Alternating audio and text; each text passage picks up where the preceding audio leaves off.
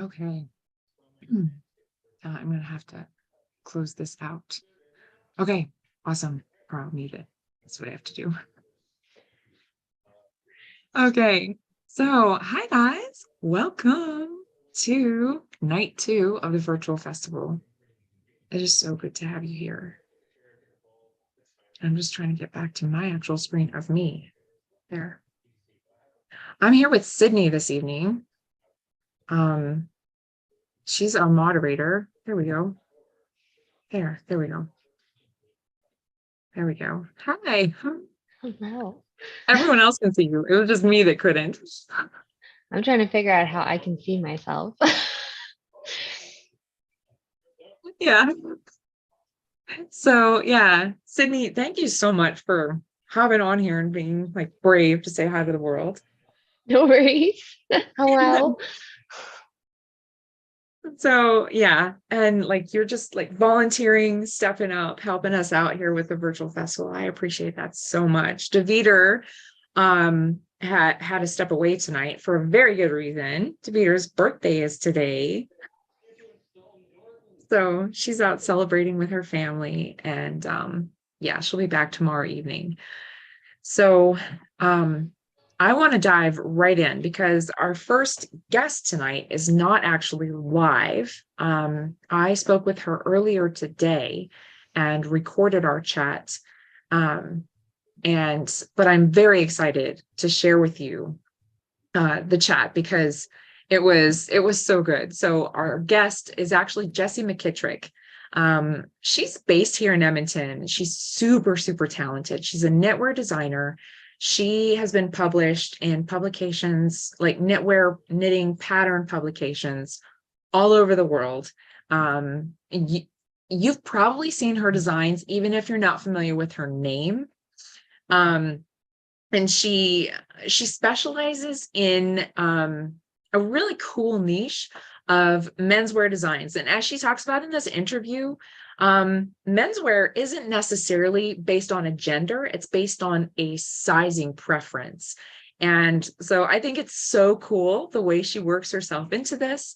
And I am just really excited for you to see this interview. So I'm going to go ahead and share my screen and let you watch the recording of our interview.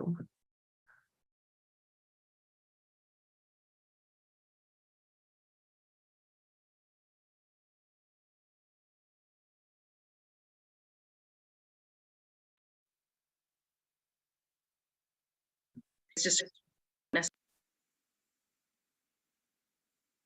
Hey guys, it's Polly here, and I am so excited to introduce you to Jessie McKittrick. Hey Jessie. hi, happy to be here.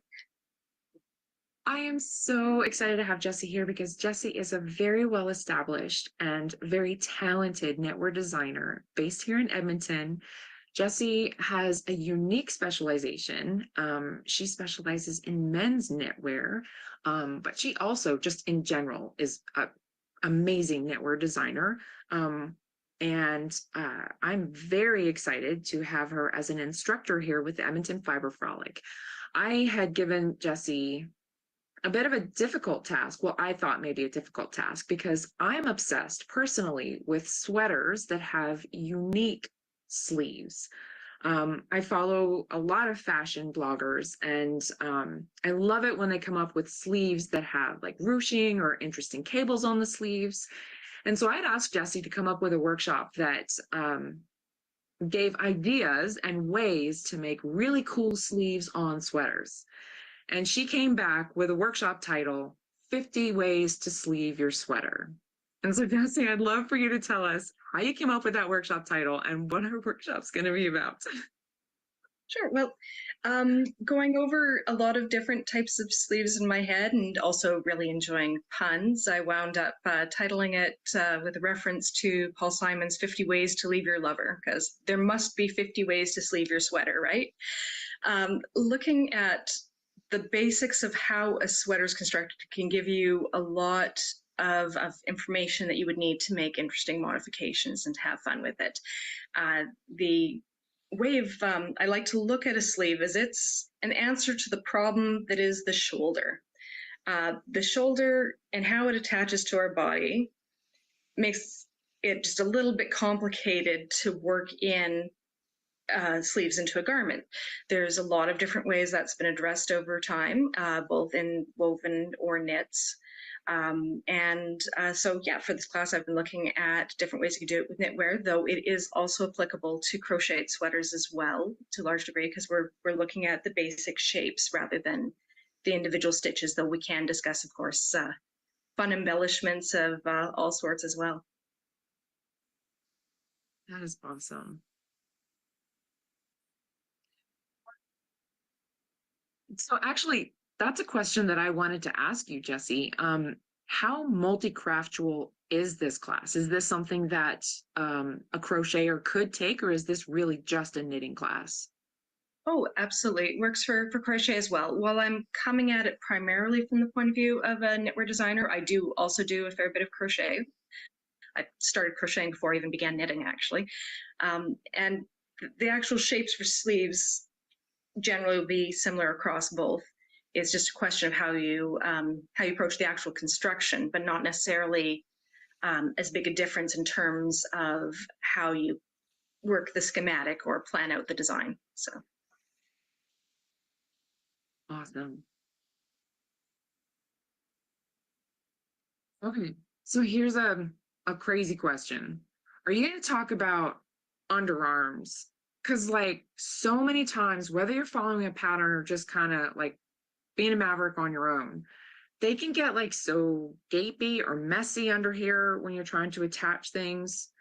Like when you're trying to attach with your knitting and like you don't quite get it right, and there's like a hole, and then you're trying to stitch it up afterwards. Or if you're trying to measure and you like measure here, and then after you try it on, you can't put your arm down with it just tightening right up because, we're wider when we put our arm down than when it's up. Are you going to talk about all of that, like measuring properly and attaching and ease and all of that? Oh, definitely. All the different types of sleeves all have, again, different ways of connecting. So some of them have different advantages and drawbacks. So I'll be addressing all the different pros and cons of different styles of sleeve, ways you can maybe avoid some of the issues. In other cases, maybe just some types of sleeve might not work for everybody. So it's a matter of really knowing what's out there and trying out different things. But yeah, having that information on how to adapt a sleeve for yourself, for your own fit, including measuring ease, all that stuff, how to set it in, it really will improve your chances of getting a sleeve that fits you comfortably. Awesome. Okay. Now here's the question on size inclusivity with sleeves, because our shoulders don't necessarily grow the way the way some parts of our body grow when when we put on weight. Are you going to talk about that?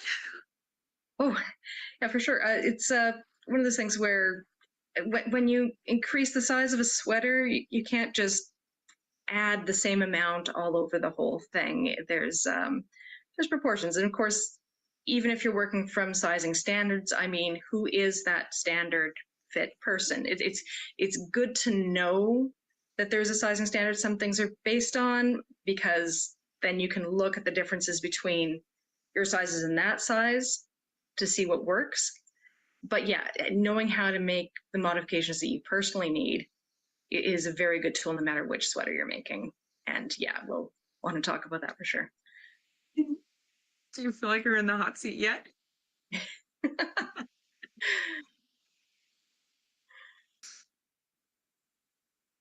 Okay, so it seems like everybody's got an opinion. They're on one side of the fence or the other when it comes to gauge. Are you going to talk about that? Oh, well, for me, swatching is absolutely crucial, particularly for sweaters. A lot of people will, for instance, just say, oh, it's okay as long as you get stitch gauge, row gauge doesn't matter. But I mean, with a sweater, row gauge really does matter, particularly in the sleeves. If there's any sort of shaping across a diagonal, oh, so V-necks too, for that matter. And yeah, the rate of change on a sleeve, whether it's to how quickly it's getting bigger or smaller if you're going the other direction, all depends on row gauge, how it's calculated. I had a question for someone once who they hadn't finished doing their increases yet, but the sleeve was way too long already. And yeah, their answer to did you swatch was, oh no, I guess I should have. So it is pretty important. If you've already knit the whole sweater before you get to the sleeves too, you're going to kind of wonder if you have to redo the whole thing there. Right. No Grinch sweaters. Okay. Awesome. So basically, coming out of this, like you'll be an expert sweater maker, really, because the body's the easy part. Really. I mean, there's a lot that you can do in shaping the body of a sweater, really, but like the sleeves, like that's the finessing part. Like you said, the shoulder is the problem of a sweater that the sleeves are the answer to. So this class, I mean, I was all like, oh, the details of the sweater, just because I'm all like into the fancy dancy little details. But you're saying like, really, the sleeves are the answer to the problem of a sweater. It's not just the fun little fashion details. Like this, you can come out of this class as like a next level sweater knitter. Well, I certainly hope so, but we certainly, I'm hoping to get into a lot of the fun stuff too, because another thing with sleeves is once you understand the basic underlying shape, then you can have a bit more fun with that. There's you can basically take the sleeve and say, well, I could do something completely different with that as long as it makes the same fit in the end. And not just embellishments, but changing elements of the structure to make it a little more interesting too. Does the seam have to be on the bottom, or could it be open at the top with little buttons? I mean, there's options. So if you can dream it, you can make it, as long as you've really, yeah, you know what you're working with and how to get there. Awesome. Oh my gosh, I love it. This is gonna be so fun. Okay, so tell me a little bit more about you now as a knitter.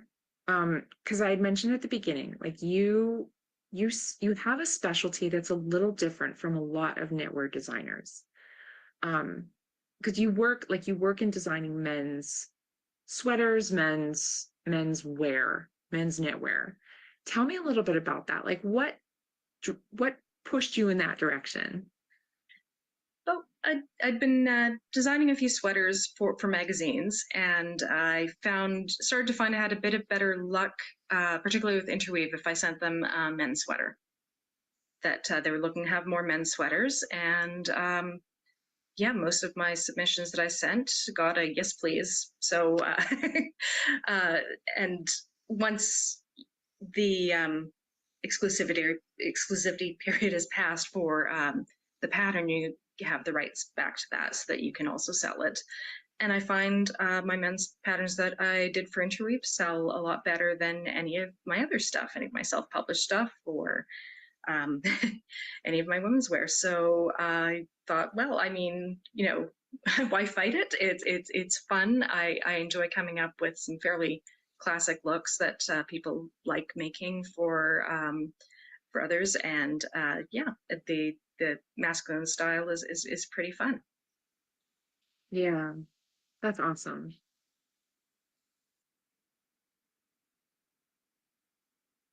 So another thing to add about men's knitwear is it's not just necessarily for men either.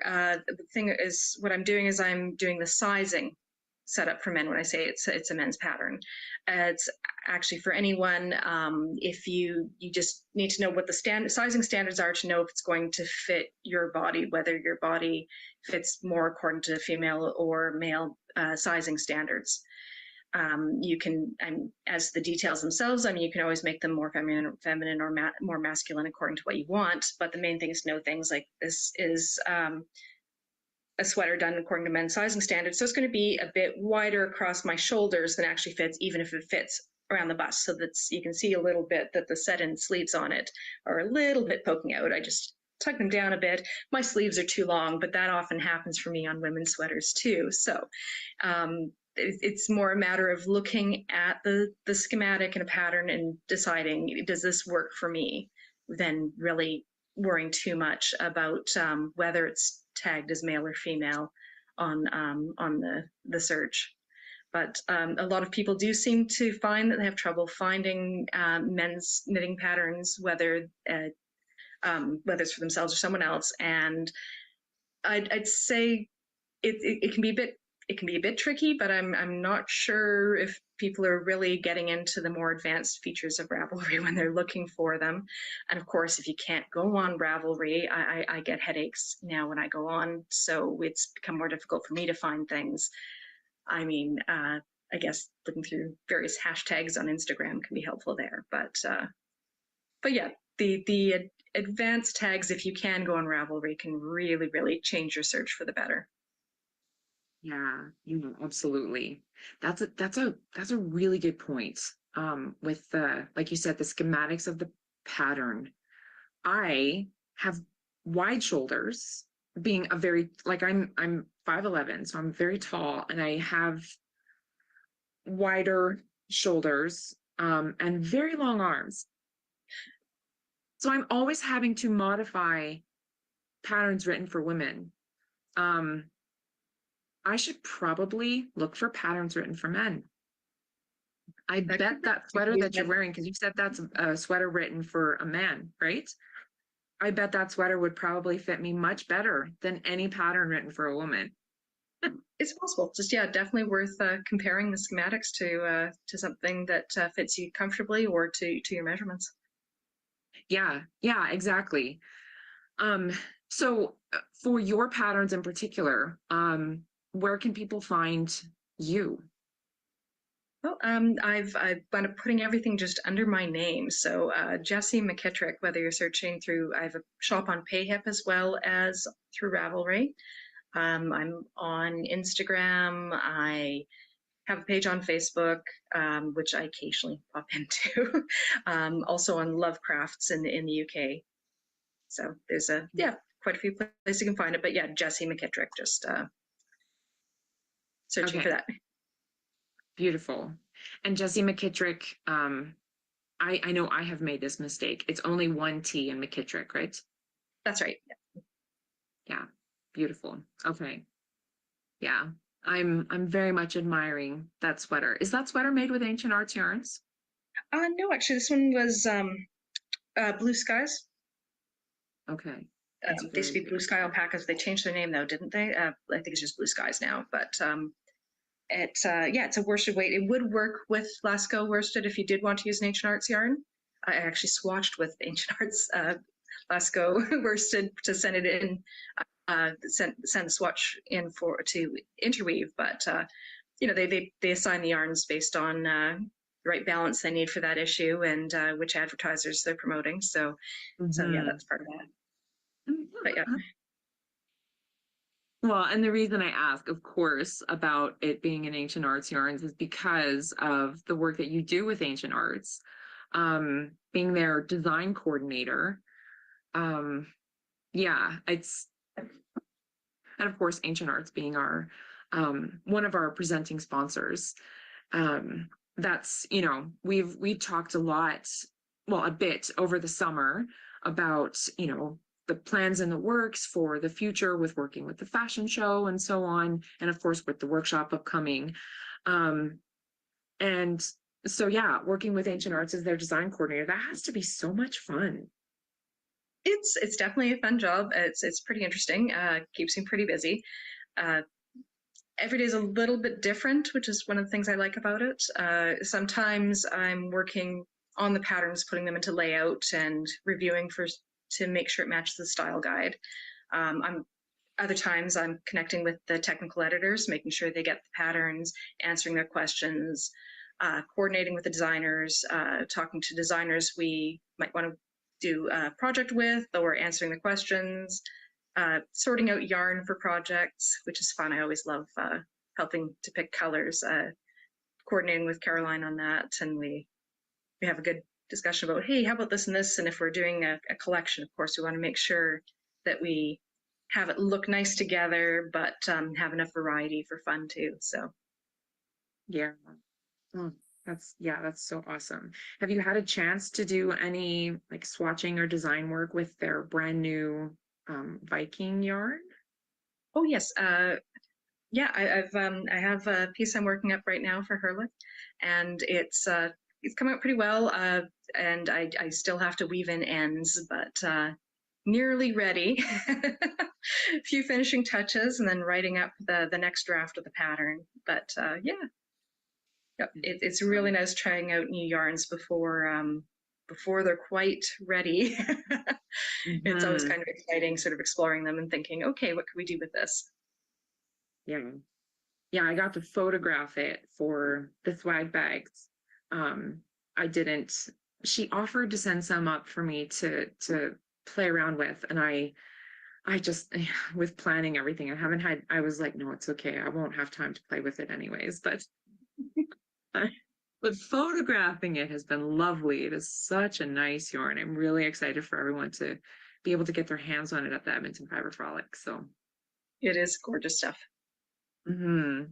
so okay, well, Jesse, thank you so much for joining me. This has been a really lovely conversation. I have so much, again, so much respect for what you do, your not only your talent, but your expertise and how you've honed your skills and really made a study of, knitting, design. It's one thing to just kind of be obsessed with it and to go with it, but you really, as I've seen your correspondence through the summer, as we've, been corresponding about the workshop, about the fashion show and everything, um, you're very, you're very particular about the way that you approach this. And I really, really appreciate that. Um, and I'm really, really excited for folks to be able to come and attend your workshop, to get to meet you at the Fiber Frolic, even if they don't attend the workshop. Um, because I have so much respect for the way that you approach knitting, and just our craft, fiber arts in general. I think it's a real privilege to have you here today. Thank you so much. Thank you so much. It's been lovely talking with you. You too.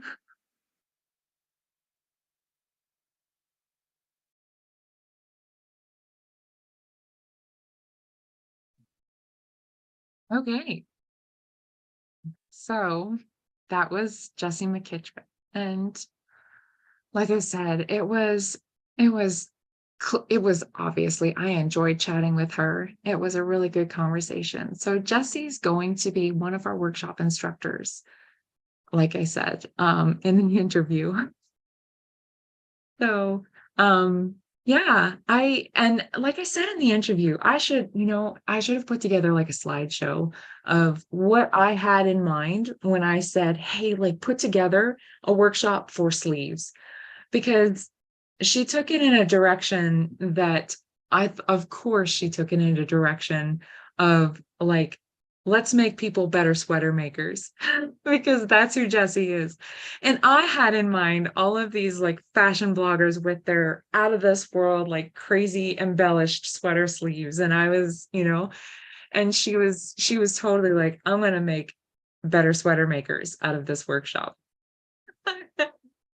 And so, yeah, Jessie has amazing, amazing patterns already. And then, so if you've made a sweater from one of Jessie's patterns, This workshop will empower you, or from anyone's patterns, this workshop will empower you to be a better sweater knitter from a pattern. But if you want to design your own, or if you're one of those people who always modifies the pattern to make it more your own, this will empower you to be better at doing that. So, yeah, I'm really excited for it. And then of course, being able to do things, just for fun, adding in those crazy embellishments if you're someone like me who's always dreaming about those kinds of things.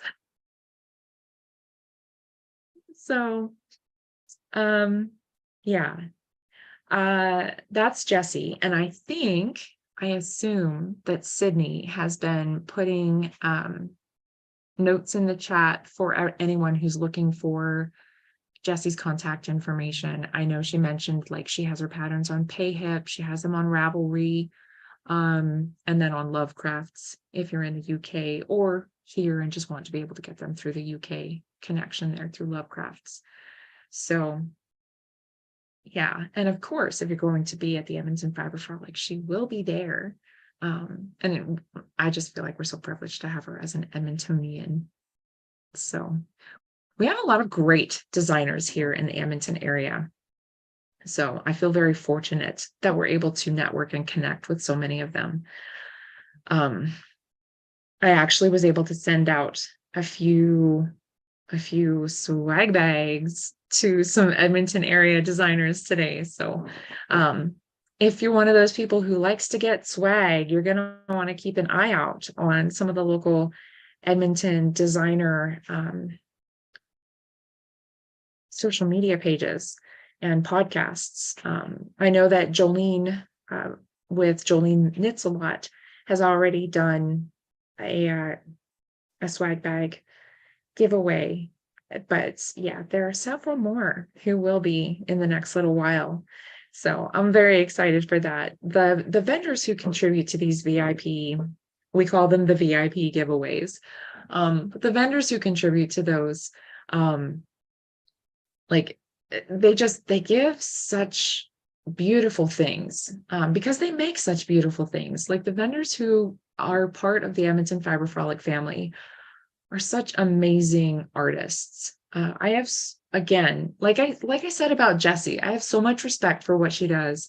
I have so much respect for the vendors who come and participate in the Edmonton Fibre Frolic. And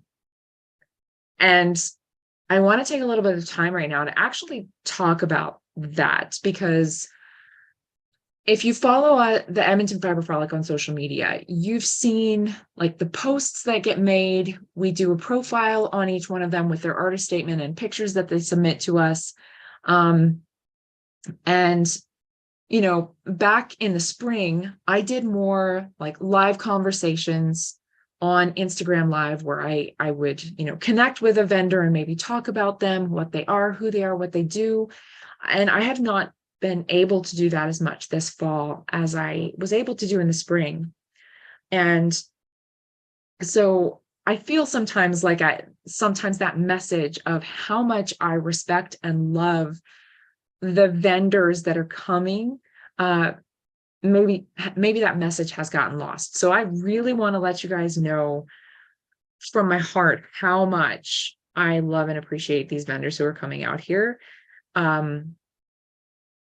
Just, oh my gosh, it is amazing to me what these vendors have put into these bags. I'll show you guys. I'm going to grab one right now and show you guys. It's just a sample of one of the bags that's like going out or has gone out to these designers. I guess you could call them influencers. So first of all, right here off the top, this is an amazing braid of beautiful fiber from Blue Moon Studio. This 18.5 micron merino. You can use it for felting, you can use it for spinning. It's a mermaid braid, totally mermaid colors. I just love it. So, felting, frums for mitts, so many uses for 18.5 micron merino. This stuff is lovely. So, and then, and Blue Moon Studio, like they were workshop instructor. Well, Andrea was a workshop instructor and sponsor of the virtual event back in May 2021. And so over the summer, she actually ended up selling her business to a local Alberta business. And so it's still Blue Moon Studio, but now it's an Alberta business. So it's it's sort of like it's a brand new vendor. So I'm really excited to have you guys meet Blue Moon Studio. I saw them at Prairie Fiber Festival. If any of you guys were there, I saw them there, and just like it's just a riot of color in the booth. And they had the spinning wheel set up, and you could say it's beautiful. So I'm really excited for you guys to see the booth there at Edmonton Fiber Frolic. It's going to be so fun. Another vendor, brand new to the Edmonton Fiber Frolic family, that has contributed. Now, I gotta say, this bag is only representative of a small portion of the vendors that will be at Edmonton Fiber Frolic. This was totally voluntary, and totally, like, there was no obligation whatsoever to put anything in this bag. This was only if vendors had time and felt a desire to put anything in this bag. So this is totally just, a small portion of the vendors who will be there. But this is a new vendor coming to the Edmonton Fiber Frolic family. This is Crafty That Way. And these are two like sort of mini skeins. They're not, they're 250-gram skeins. So they're like 2 half skeins that go together. And like, so again, so gorgeous. This is such a deep brown, just coffee, amazing color. And then this like mixture of blue and green together. Crafty That Way. She also makes soap, by the way. So she does like fiber yarn and soap. Yeah, really beautiful stuff. So I'm really excited for you guys to meet her. I met her again. She was also at Prairie Fiber Festival. So I met her there. She's really a nice person. So you'll have to stop at her booth as well. And then, of course, Rose Hill Yarns, Fiber Frolic exclusive color. So you guys will have to stop at her booth. You guys are going to have to stop in there and get this color, because I'm not sure how much she's going to have of this. And she dyed it up just for the Fiber Frolic. So this is in the swag bags, and she'll have it at the booth at the Frolic, and like, that's it. So I will just like hold this up here so you can see how amazing. You know how Robin is. Robin always dyes amazing colors. And this is what Robin has done. So and of course, okay, she calls this sugar plum spice, because of course we are getting into the Christmas season. Close. I know it's not Christmas yet, but we're getting close. So of course, this is so well named and so perfect. Sugar plum spice. I love it. So that's from Robin. We also, in this bag, have this from Shelley's Artistry Co. Beautiful pottery, you guys. I'm just amazed. Like, I love and adore Shelley as a potter. Shelley's such an amazing potter. I sort of commissioned Shelley to do some pottery work for us in August. She did such a beautiful job. She's so thoughtful with the details that she puts into every piece that she makes. So yeah, Shelley Pottery. Y'all have to stop at her booth too. Pretty much you got to stop at every booth, whether they're in this bag or not, you know. Okay. Now remember when I was talking with Jessie, I mentioned the new Viking yarn is what I called it. It's actually called Herlig, and I'm probably pronouncing that way wrong because I don't speak the Viking languages. But this is Ancient Arts yarn on their new base for all the swag bags, the giveaway ones, as well as the swag bags that we'll be doing for customer appreciation. If you get your tickets ahead of time, instead of buying at the door, we're going to do a draw just like we always do on Friday evening. So she's given us a full skein of the Herlig for y'all to try. And so like this yarn is, so it's a Norwegian heritage breed, and it's blended with merino. So it's a 50% Viking Norway wool and 50% merino wool. And it is squishy.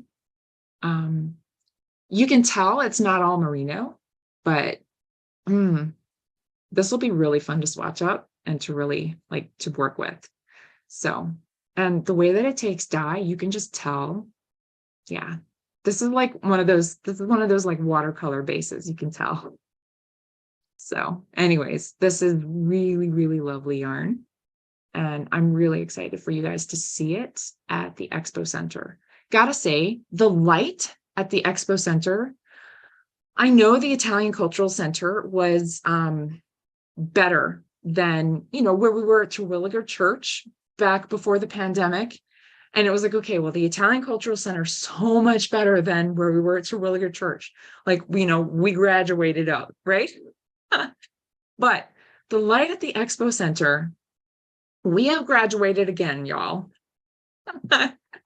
It is going to be so much better there. I'm just like, I know it there. Oh, believe me, I know there have been growing pains. That's part of why, a huge part of why I haven't been able to go on Instagram Live and to spend as much time connecting face to face like I have in the past, because there's been so many details to go through and so many like paperwork and all that stuff to take care of. But it is going to be worth it. It is going to be worth every bit of the growing pains. The light there is so fantastic for being able to see true colors, for being able to see texture and everything else. Like, it's going to be so worth being at the Expo Center. Space, light, everything. I'm so excited, you guys. So anyways, this is beautiful yarn from Ancient Arts, one of our presenting sponsors. So good. Okay, next on the list, well, next out of the bag, Gingersnap.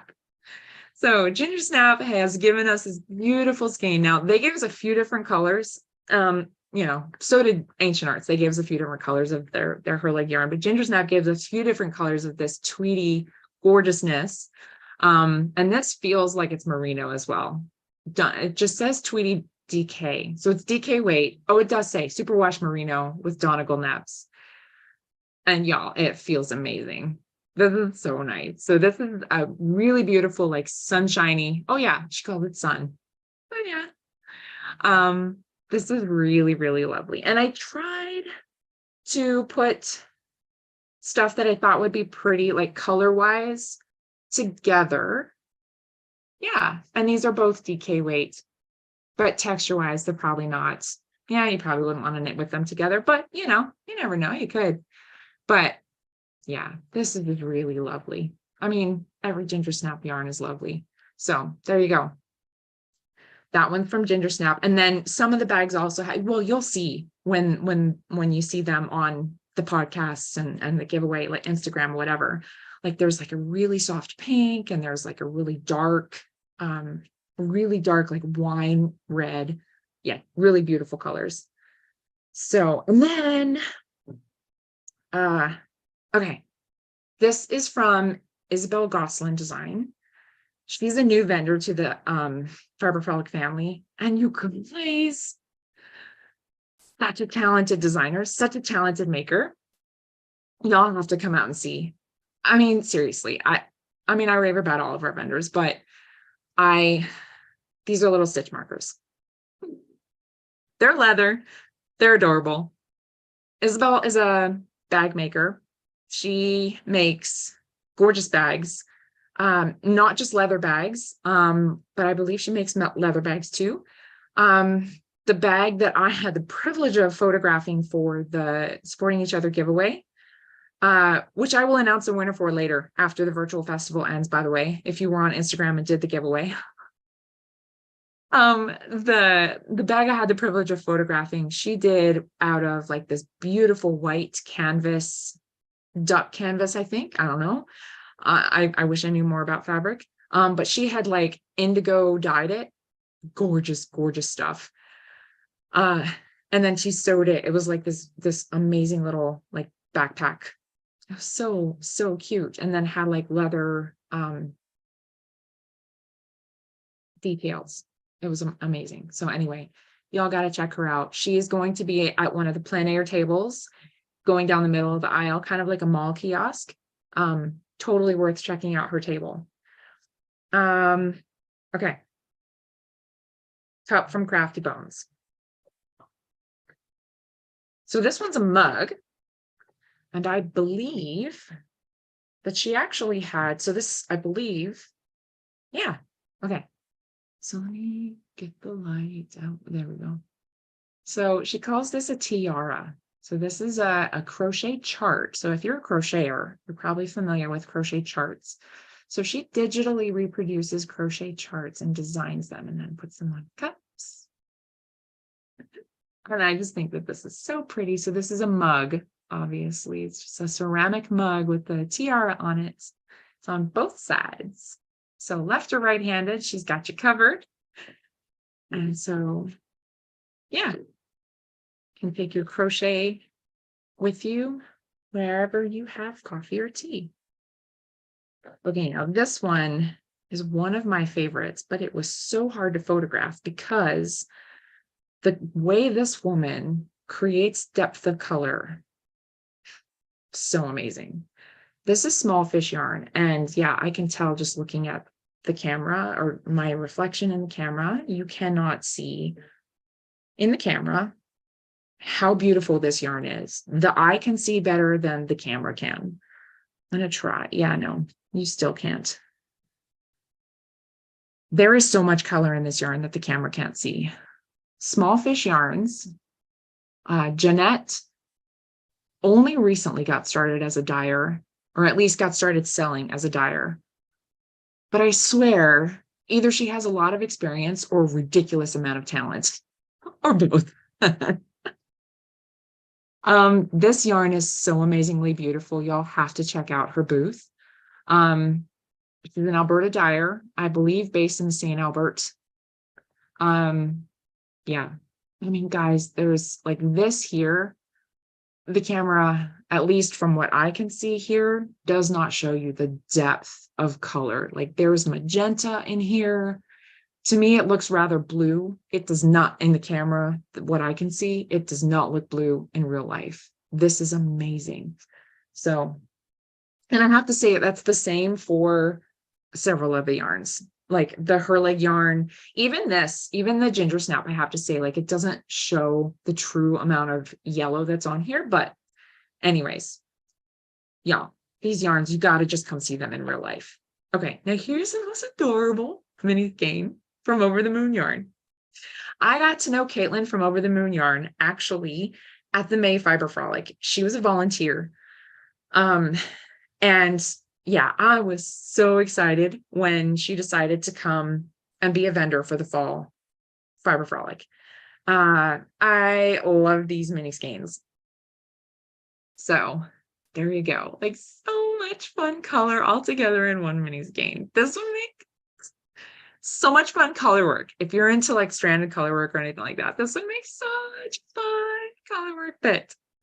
So can you tell I just like to rave about our vendors? Like every one of them is my favorite. So like how fun would these be together? Anyways, okay. And then we have a set of minis, like mini minis from Utopia Fiber Arts.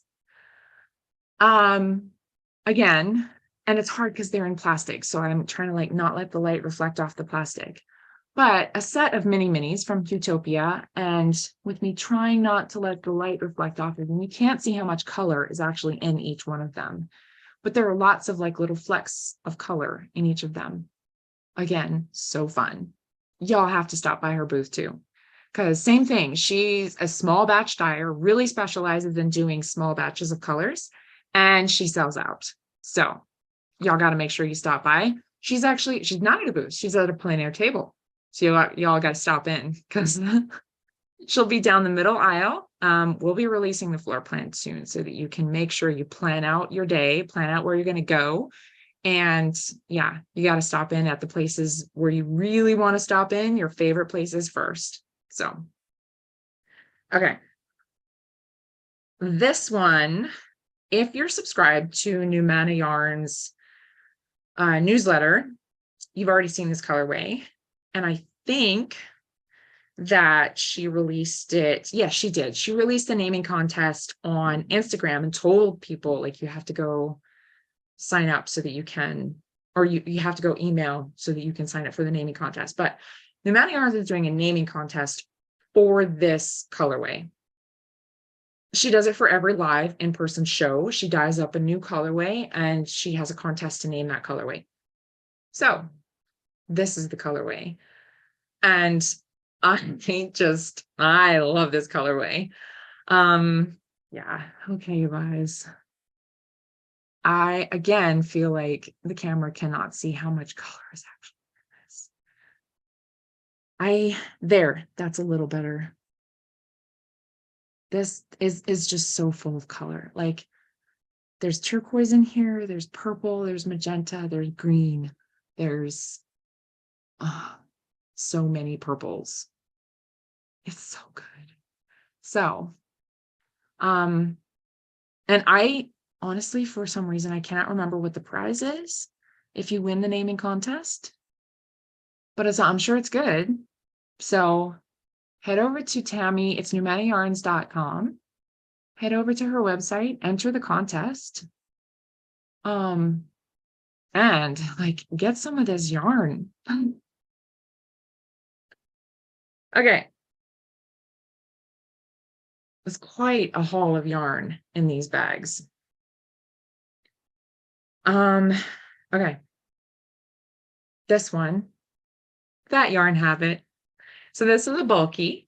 This is an 80/20 superwash merino bulky. I love this yarn weight. And I love the name of this colorway. She calls it pond hockey. So this gorgeous thing. There we go. No, it's not really washed out. It's like a blue-gray base with like greens and periwinkle and yellow greens and speckles even of,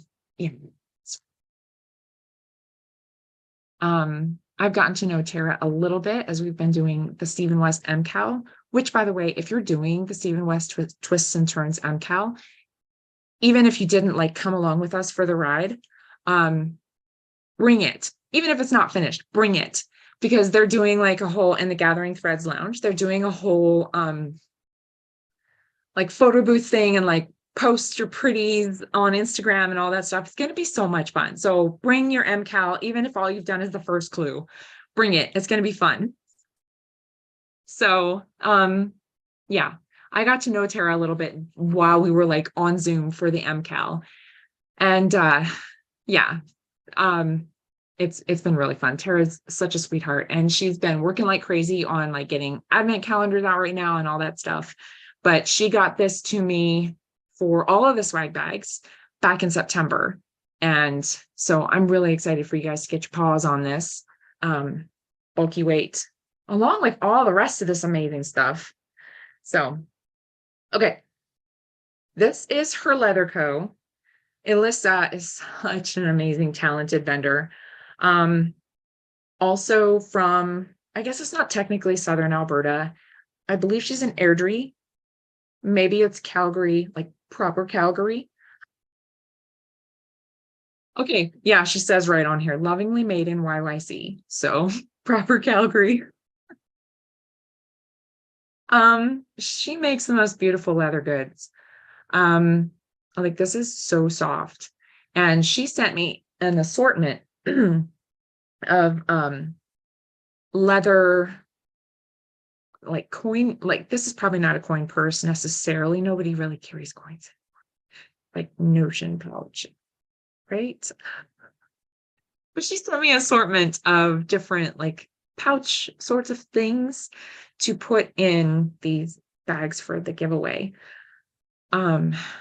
They're so pretty. So this one in this bag looks like this, but there are several different types. So again, keep an eye out for the different podcasts. So I have to say, like Anna with the Bluebird box. Keep an eye out for her. The Grocery Girls, keep an eye out. Northern Knits podcast, keep an eye out. Ancient Arts, being a presenting sponsor, keep an eye out. Statement Junkie. If y'all are local, y'all got to go to Statement Junkie because yeah, they're gonna have one to give away. Chantal with Knititude, keep an eye out. And that's just off the top of my head. We're sending them to a bunch of places, so I'll be letting y'all know. Okay, I got to get through this because we're going to talk with Shannon again from Simply Merino. We'll have a longer discussion. It's going to be really, really good. So I got to make sure I get through all these. There's still so much more in this bag. Okay, Comfy Cozy Knits sent me this adorable enamel pin. Oh, okay, there we go. Now you can see it. So it's like that overstuffed merino sheep. I love it. So that's from her. Everyone can always use another enamel pin, right? Atelier Nekozuki sent me this. Now this, again, every bag has a different bag from Atelier Nekozuki in it. So this bag has this one, but everyone will be different. So you all got to keep an eye out on who's giving away what. They're so pretty. I love the fabrics that she uses and puts together in her bags. So this is this one from Atelier Nekozuki. Gary with the Weasel Work. Whether you're a crocheter or not, everybody needs a crochet hook because they are always useful for something. This one is made with apple wood. And I think actually all of the ones that he put in for the swag bags were made from apple wood. There's a whole story here. Yeah. This was an apple tree. He's been waiting for 2 years for the wood to dry out from this apple tree. As a young man in my early 20s, we would often go to this house for parties. Fast forward 40 years, and his friend Kat and her partner decided to take down the 2 apple trees to make room for the new house they're going to build. It's from the Bonnie Doon area here in town. Yeah. So there's a whole letter in here that he wrote telling you the story of the apple tree that this hook's handle comes from. So, y'all, like, Gary makes the best stuff. Y'all really got to stop by. He doesn't just make crochet hooks. He also makes really, really beautiful custom yarn bowls. So even if you're not a crocheter, you got to stop at his booth because we can all use yarn bowls. Okay. 2timesinfinity, amazing master spinner, also a workshop instructor. If you would like to learn how to spin on a drop spindle, you need to take her workshop, this Fiber Frolic.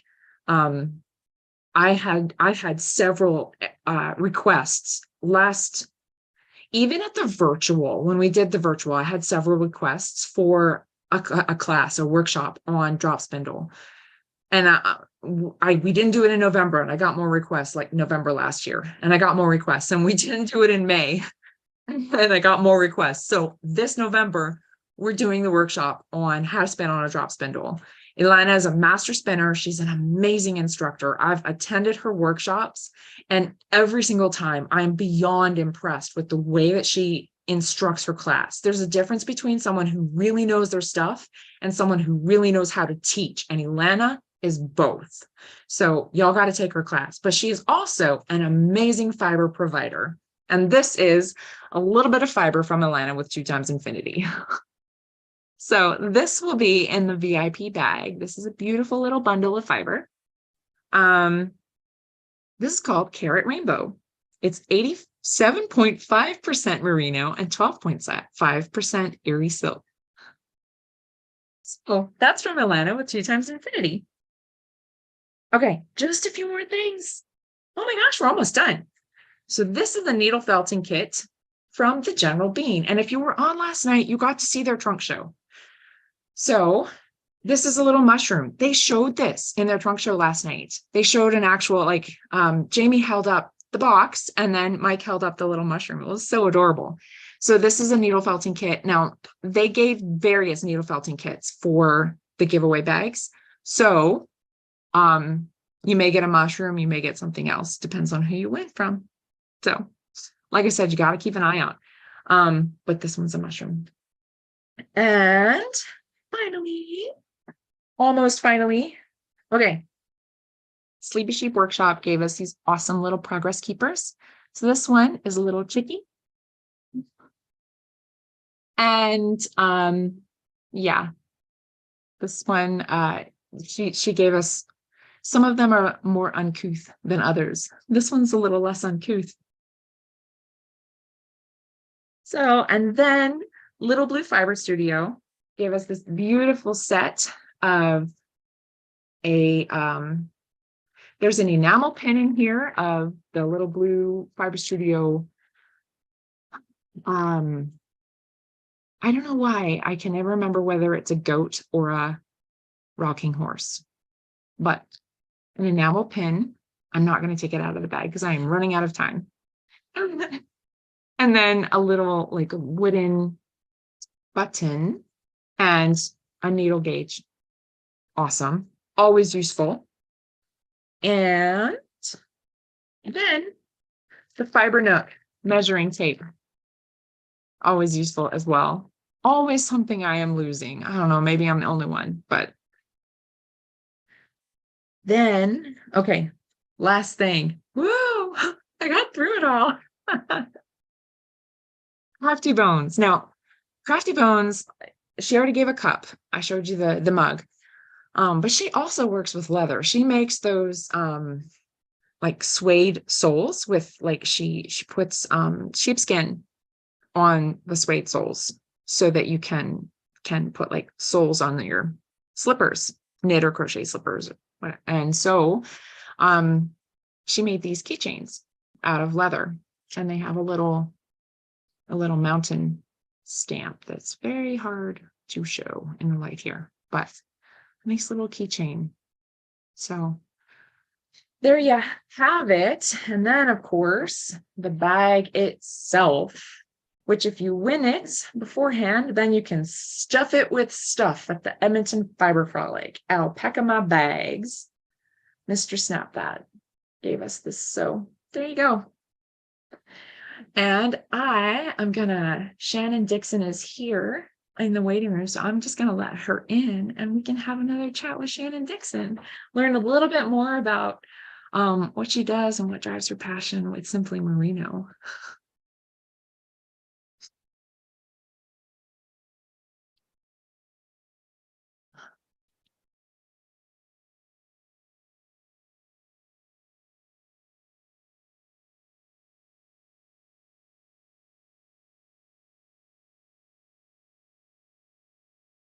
Actually, Sydney, are you there? I am. Okay. Hi.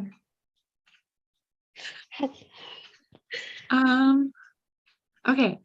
For some reason, I think Shannon is in the wrong Zoom room. So I have not even been able to see whether like has anyone commented anything. Yes. Yeah, we've been answering and sharing some stuff in the comments. Okay. Because you can actually see, like, there are pictures of all of these things on the Fiber Frolic website. So I don't, if like it's on the fire, if you go to the main navigation menu, like while The I'm swag trying bag. to get in. Yes. Here we Yes. go. Yeah. I will share Okay. this. Okay. And I'll get Shannon into the right room here. Okay, here's the swag bag link if anyone wants to take a look while we deal with our technical difficulties.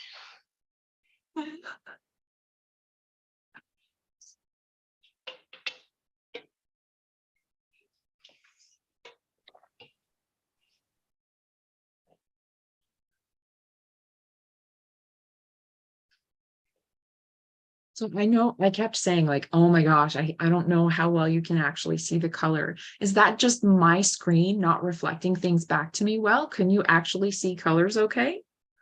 Um, it's probably a bit of like camera quality and lighting. Okay. I would say Yeah. looking at the photos on the website is probably your best bet for seeing actual color, or as close as you can get actual color. Because streaming video quality like usually isn't super great. Yeah, I know.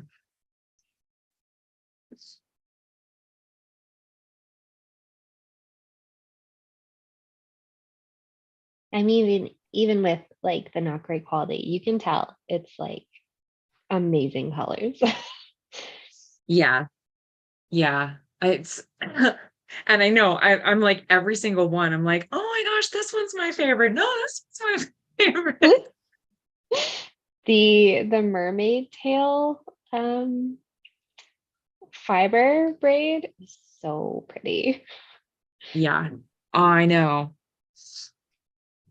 Yeah. I don't know how to spin yet, but I keep buying fiber for spinning because it's just so freaking pretty and squishy, and it's my motivator. Yeah.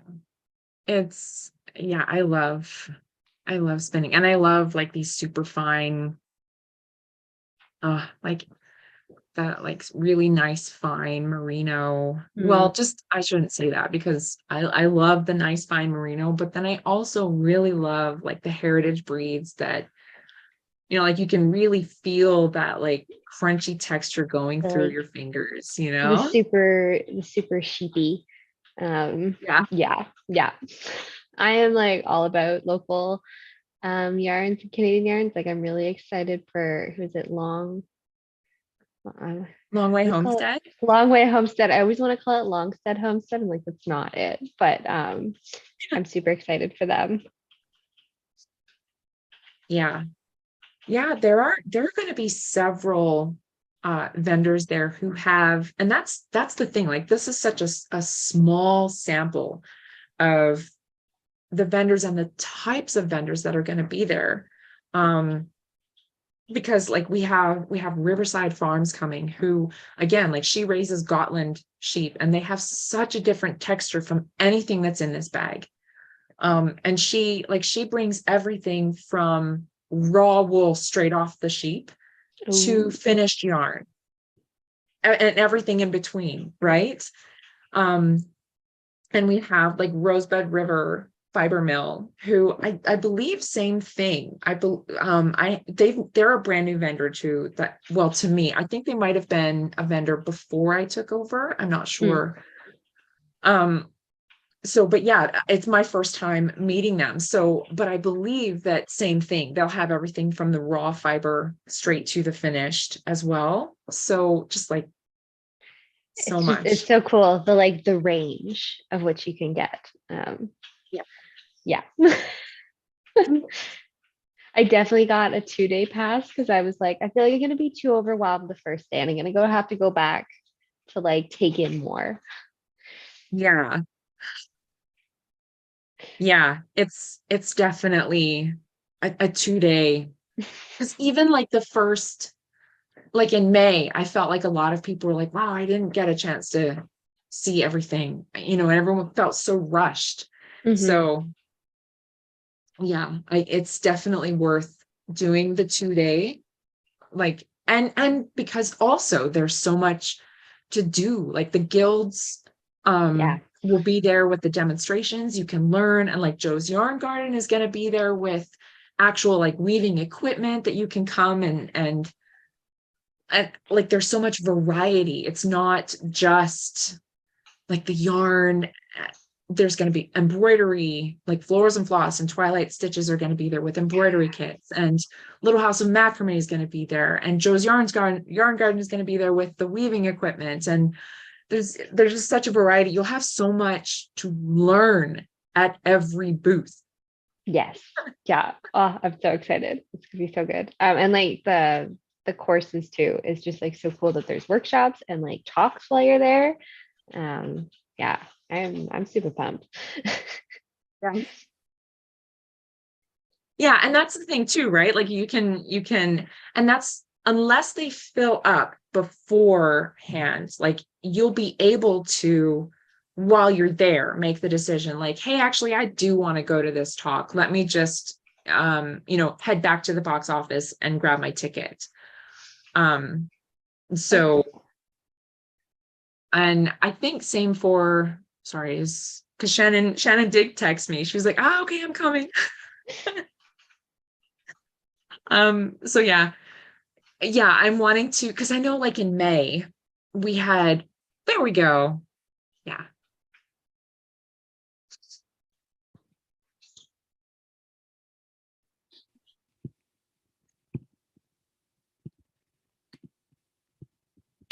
Let's just there. Hey, Shannon. Hello. Hi. How's it going? Good. How are you? I'm good. I'm sorry I'm late, ladies. It's Zoom. I think it's just like that. Yeah, it was totally a technical problem. We're totally on time. I don't know what happened with me sending out links. Blame it on me. You can Yeah, totally Holly, blame it. that was really your fault. Anyway, how are you? Good. Good. Yeah. Yeah, Shannon, this is Sydney. Hi. So yeah, obviously Devita had her birthday today, so Right. she's off doing her thing. And Sydney was totally supposed to just be the moderator, like behind the scenes, answering questions on chat. And I was like, hey, you want to actually just be on camera with me? Because It's a bit fun, right? It's a good time. Yeah. Great. Well, happy to have you here. Wait, I'm not hosting. Nice to see you. You too. A long day. so I know last night you said you were going to bring a glass of wine. Did you bring a glass of wine? No, but I have a water bottle here. I'm actually in our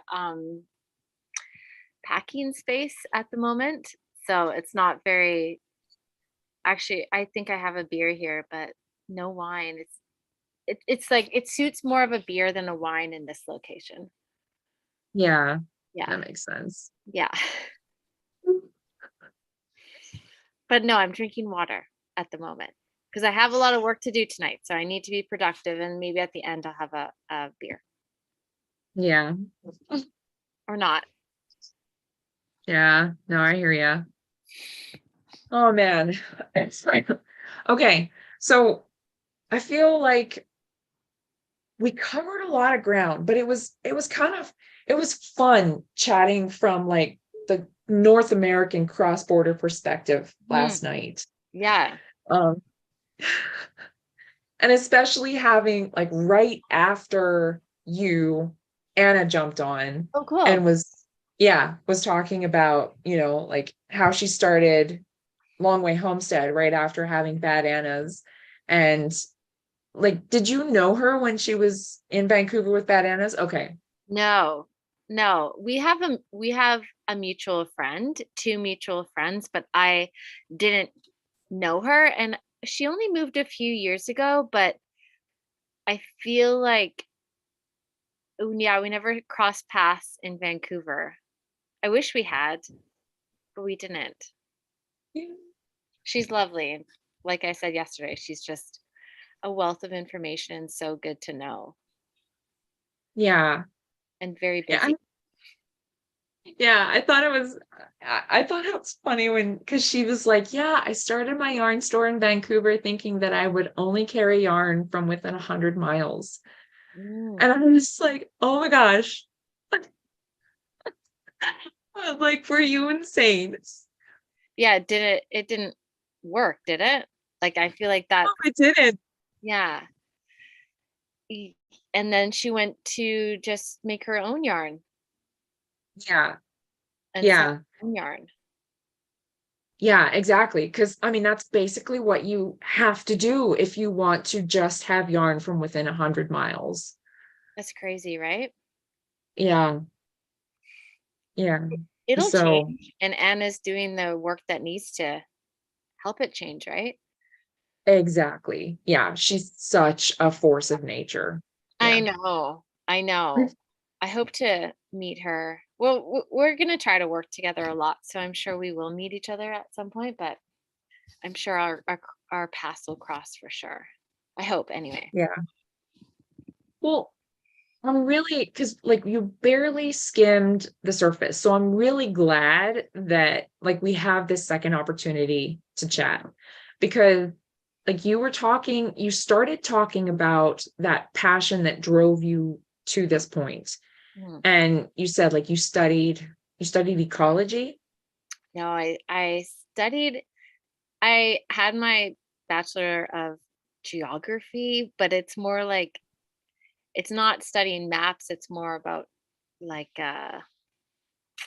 urbanization, globalization, and sustainability, water resource management, and stuff like that. I really enjoyed learning that. I did nothing with that degree, but I really enjoyed the classes. I became a teacher. I was a teacher prior to this.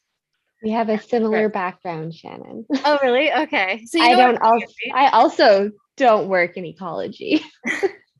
right?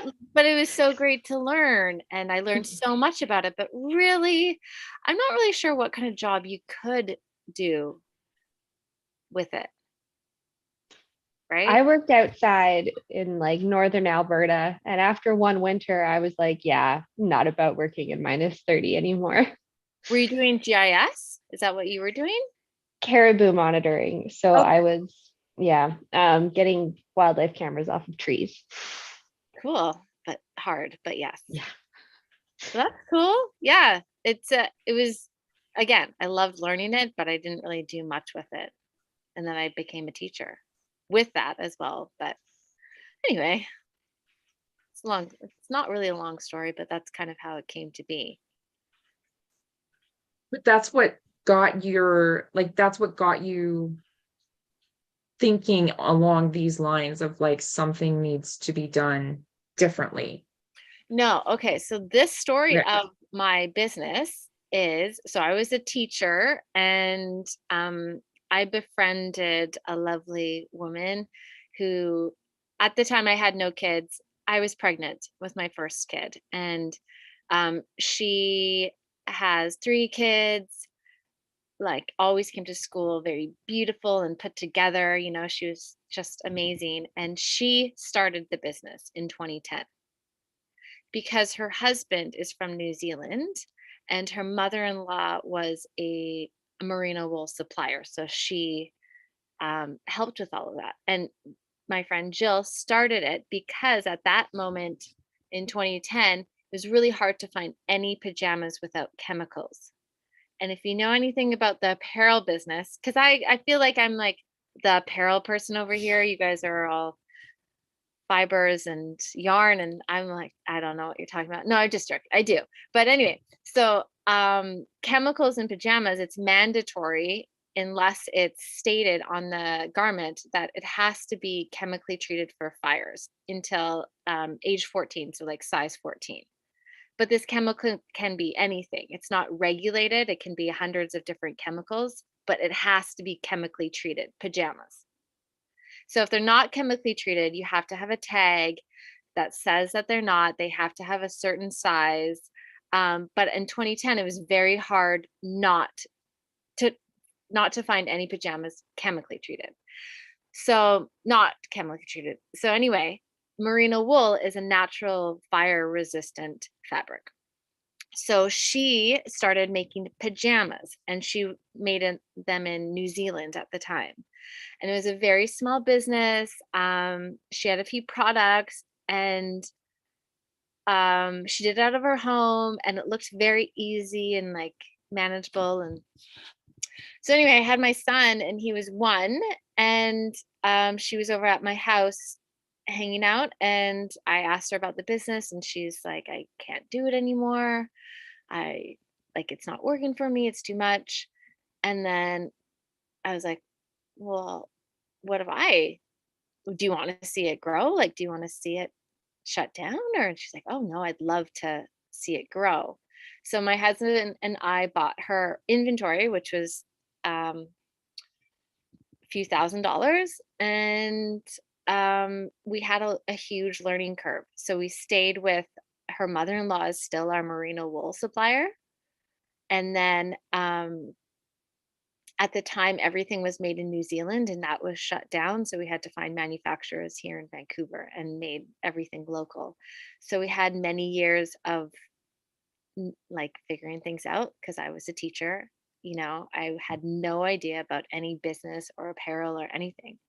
But what I was interested about the business is the properties of merino wool, why she started it, my kids, the lifestyle, making it grow, but also trying to make a difference at the same time. But that came with it too. It wasn't like, okay, like, let's make a difference with an apparel company. It just kind of happened because that has always been my biggest value is I it's not about making the clothes, it's making a difference or like essential items and not putting the waste out there. Anyway, so that's where it came from. So that's where it stemmed from. So we've owned the company now for almost 8 years, which is crazy. So it's a bit so Jill actually now uh, works for me sometimes.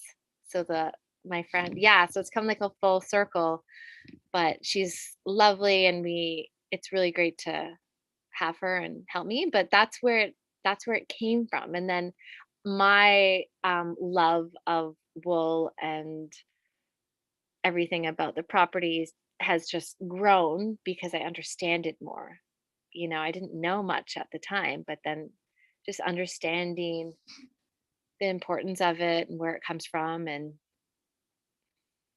but I'm still learning all the time too. We are actually going to make a trip down to Australia to visit the farms, visit the where it's made, and really get a sense of what's going on. So I'm looking forward to that if it happens. Wow. Okay. That's awesome. Yeah.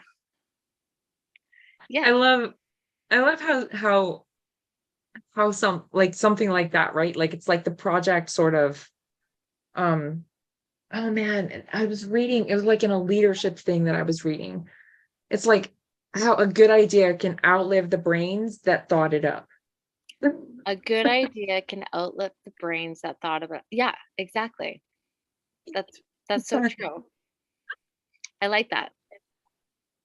Yeah, I mean, and it's bad paraphrase, but basically, I just remember I remember the brains part, like, because yeah, it's like, like y- y- your passion for the wool has become more like since you've been doing this. Yeah, of Yeah. course. Yeah. Yeah. Yeah. It's it's it's been a very crazy ride and I never thought that I thought I was going to be a teacher and I loved teaching and I really loved it. But I kind of always thought that there was something else. And right now I haven't been teaching for 5 years because I can't. I'd rather put my energy into my business and also my family. I couldn't have done it. I couldn't have done both jobs, but it's crazy how much my life changed and for obviously like a lot of tears and stress, but I really love what I do and just proud of what it's become. Like I'm proud that I am a business owner and I'm proud of what I make and sell, which is crazy, which is big. And I really am. And that's taken me many years to say that because I've never felt like I was good enough to say that. Yeah. Oh my gosh, I hear you there. Yeah. Well, I had this conversation not too long ago with one of my friends who maybe 3 years ago, I still was saying who I met, they would ask, what do you do? And I said, I'm a teacher. But I hadn't been teaching for a while and I've owned a business for many years. And she's like, why don't you say that you own a business? I'm like, well, I didn't go to school for it. I just didn't feel worthy of that title. Right. And then she's like, no, you need to be proud of it. And ever since then, I've told people that I am a business owner, which it was crazy that I didn't feel like I was worthy enough to say that, because I didn't think it was good enough, or I didn't think I was good enough, or I don't know. And I think it kind of comes as a woman, you don't want to feel like you're more important than you are, or enough. I don't know. But anyway, that was like my conversation went like that. What are we supposed to be talking about? Oh, I know. I love talking about this stuff. We could have a whole conversation. This is probably not the place, but we could have a whole conversation about Yeah. that. Okay. So what should we talk about? So we want to talk about wool, right?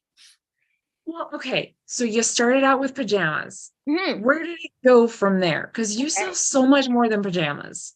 Yeah. So I think also this was such a great business because it started out as kids. So 90% of our customers are moms, or sorry, were moms. So they would buy for their kids and then they would be like, oh, wow, this is such a good product. It's made really well. The wool is beautiful. I like the value of this business. So then it went from pajamas and to underlayers, hats. There was always baby stuff too. And that was kind of like our essential products for many years. And then we just kept on getting questions from moms like, when are you making anything for us? Like we Mhm. want it. And I just was unsure because there are a lot more stores and bigger stores that sell um merino wool products for adults, and I was just intimidated, but I was like, I want to make things that I would wear and I think hopefully others would wear, and basically what I do. And I first made a long sleeve ladies top with thumb holes, and that was, I think, 4 years ago, 4 years ago. And then I've just been adding products to our women's line, and this year our busy season starts in September, and I would say 3/4 of our orders are for adults now. Wow. I know, which is so exciting because now we're in a space where I get to be a little bit more creative with the type of um, merino wool I use. So we have fleece and um, waffle. So I'm in a really good space that I can be more creative, which is very Yeah. exciting because it was a long journey not to be able to do that because I Hmm. didn't think that I was supposed to do that. Right. Yeah, so now we're in mostly ladies wear. We have some unisex, and then we are bringing out a few men's things coming soon. So it's exciting. Yeah. Yeah, That is awesome. thanks. And okay, because I didn't even realize, I think often when I think of like woven wool fabric pieces, Mm. I think of the kind of stuff you'd find at Holt Renfrew. Oh yeah. Yeah. I either think of that, like woven Holt Renfrew kinds of things, Yeah, or I think of jersey knit, what I would find at Costco. right. I like how you say that you find things at Costco, and it's crazy. We were dumbfounded when we saw a merino wool top made in Canada that was like, I don't know, like $50 or something. It was like, how does that work? Because we know exactly what it costs. We know exactly what it costs to make, and our prices are not 10x. Like our prices are fair. And it's like, how are they doing that? Anyway, yeah, no, Costco whole run through, yes. Yeah. Oh, Constance, thank you so much. Do you see like Constance's comment here? No, I don't. Oh, yeah, it's in the Oh. chat. Sydney copied it for us. And I Aw. believe I know, yeah, I believe I know who Constance. So Constance is actually, she's studying pottery right now. So like same, she's an artist, same thing. Yeah. Mhm. Oh, that's sweet. I forgot that people are watching this, but I just feel like I feel like going back to Constance's comment, I one thing that I'm super proud of and so excited that I am a woman in business today, because so many small shop entrepreneurs who are women are so supportive. I love supporting other women shops and vice versa. I have so many good friends who are women based owners, and I feel so lucky to own a business today. And going back on the confidence, I just wish I had that confidence many years ago. Not that it would change my business, but I just felt like, I don't know, I needed some kind of certification, or I was just never good enough. And Yeah. it's been almost 8 years since I've owned this business, and I have worked so hard. But I should have been saying that from the get-go when we paid money and I owned a business. But as I said earlier, I truly believe that maybe not all women, but I do feel like there's some kind of a sense like, again, not good enough. But we are good enough. We are. I am. Yeah. Yeah. Yeah. 100%. I know like well, I mean, and you probably like, I know you've been busy, but I just spent the last hour before we got on here. Well, the first half hour it was a pre-recorded interview that I was talking with a local knitwear designer. I chatted with her this morning and then I just played it for everyone to see.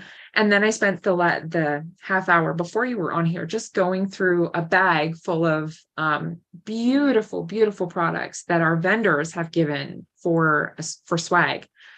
And like every single one, I'm like, this one's my favorite. No, this one's my favorite. And I love, love, love doing my job because I love supporting each one of these businesses. So many of them are run by women. Mm-hmm. And so many times we as women don't take what we do seriously, especially when it is in a craft or for some reason, especially in a textile based, even if, like you said, you're not a fiber artist, you know, like it's like we discount what we do for some reason in textiles more so than, you know, it's like if it's a job that typically a guy does, I don't know. Yeah, like if someone were to own a business, being a man, I'm pretty sure that's what they would say, right? I know, but we're changing. Like I said, there's so much support as a woman in business and like crafts or whatever. It's just like we're supporting each other. We're not competing, and that to me, and I don't know if that's the same with men. You know what I'm saying? Like I feel very supported in my community, but I'm not sure if it's different as a man being an entrepreneur. I don't know. Interesting, right? Yeah, I know. I've just recently joined a local like networking group that is it's just a you know, networking for men and women for businesses to come together. So I've been meeting more people like outside of my little like crafting fiber arts world. And so it's been interesting meeting people and kind of getting to know like what the rest of the world does. Yeah, that's great. Good for you. So yeah, but yeah, it's kind of it's definitely different because even just, you know, the language of like, yeah, I work with crafters. And so, you know, so many times like there was this mechanic that I was talking to, he does like big rig diesel, and he was like, so is it just like old ladies that come to your show? And I was like, You just don't know, bud. No, you're missing out. Yeah, but I mean, whatever, you know. Yeah, each to their own, right? But we're sticking together. Mm-hmm. Yeah. So, okay, I want to get back to, because speaking of stereotypes, I was just talking about that stereotype that I have of like, well, it's either like Holt Renfrew, Oh yeah. the, high-priced woven, you know, Burberry sort of stuff, Yeah. or the Costco, jersey knit stuff. And it sounds to me like what you're creating is different from both of those things. Well, I feel like Holt Renfrew is like I almost want to say like it's either boiled wool or like heavy wool. You know, like I feel like it's like a jacket. That's how I see a Holt Renfrew, you know. Costco, I do know that wool and it's very light and it's jersey. So it's like it's very thin, and the thinner the fabric, the less expensive it is, right? Right. So I don't know, like I said, I'm just we mostly have rib fabric, which is like, it's a rib, and that's Okay. thicker, so it's 220 grams per square meter. But we also have, like I said, waffle, and then this is our fleece, which is like, oh my god, this Ah, is 100% merino wool fleece. Like what? I know, it's my favorite fabric that we have. So yeah, I guess I'm in the middle because it's not high end, but it is expensive. It's like any wool that you buy, I feel, is expensive because of so yeah. many things that go into it. But it's yeah, I think I'm in the middle because it's not out of range, but it is for some people. But I think it's not high end, but it's not. I try to make quality products at a sustainable price. Right. Yeah. And that whole, like you said, that weight makes such a difference, so that it's not a disposable product. Yeah. Yeah, like if you Yeah. do have that Costco,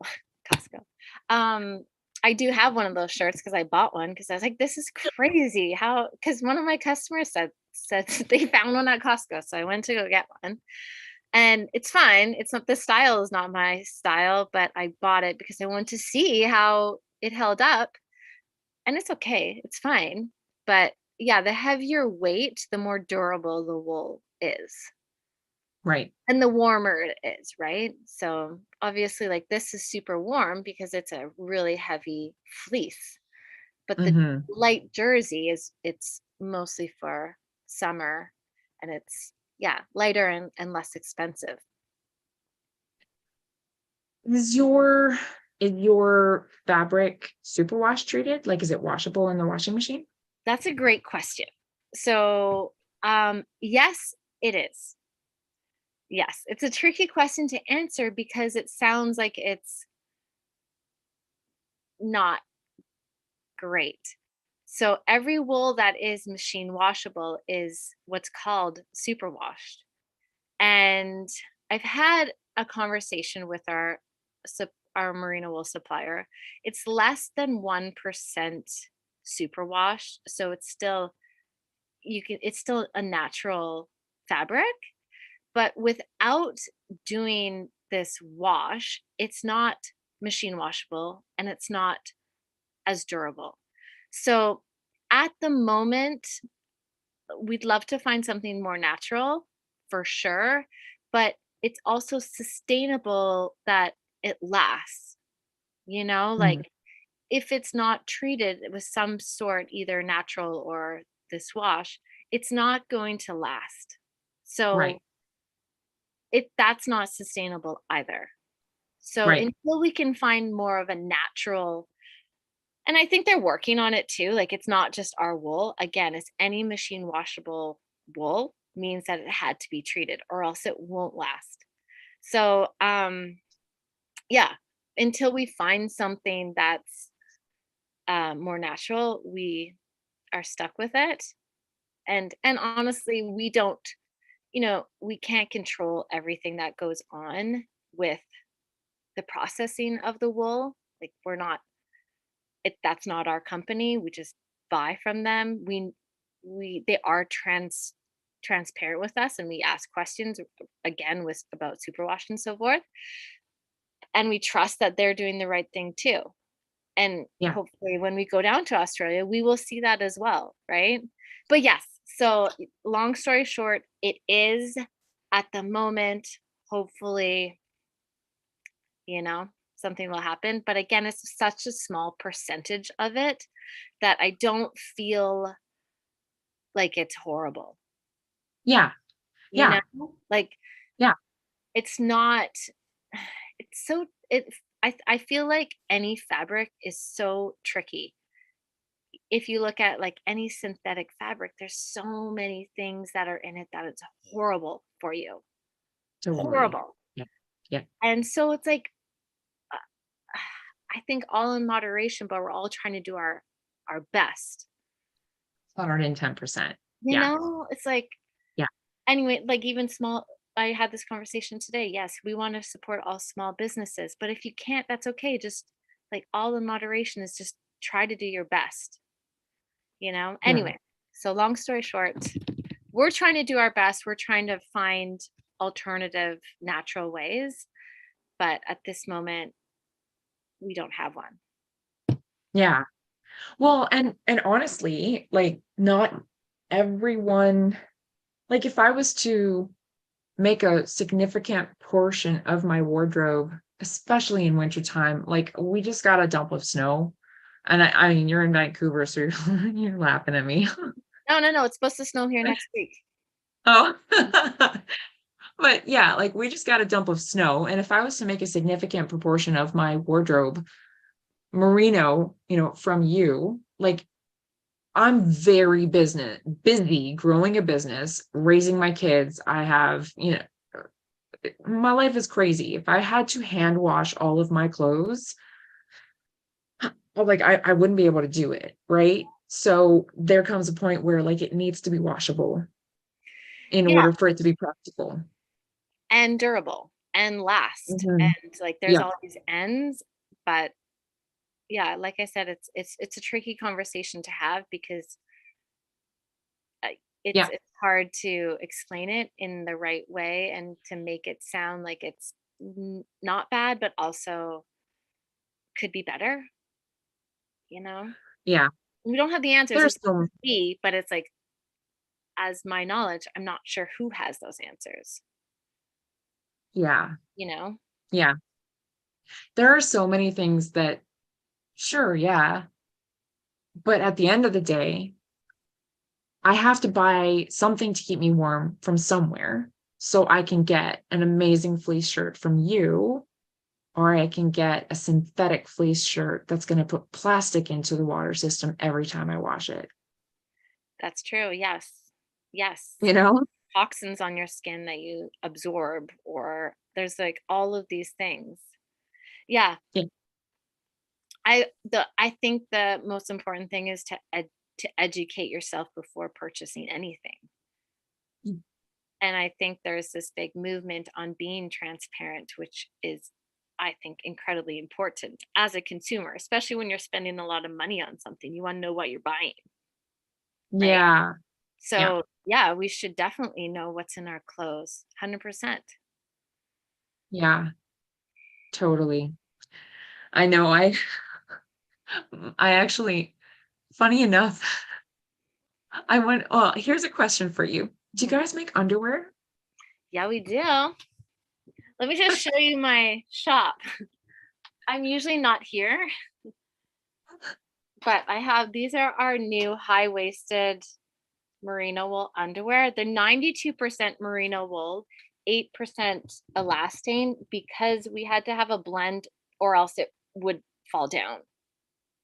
Makes sense. Like we've tried with 100% merino wool, but it just doesn't keep the fit, as you know, wool stretches.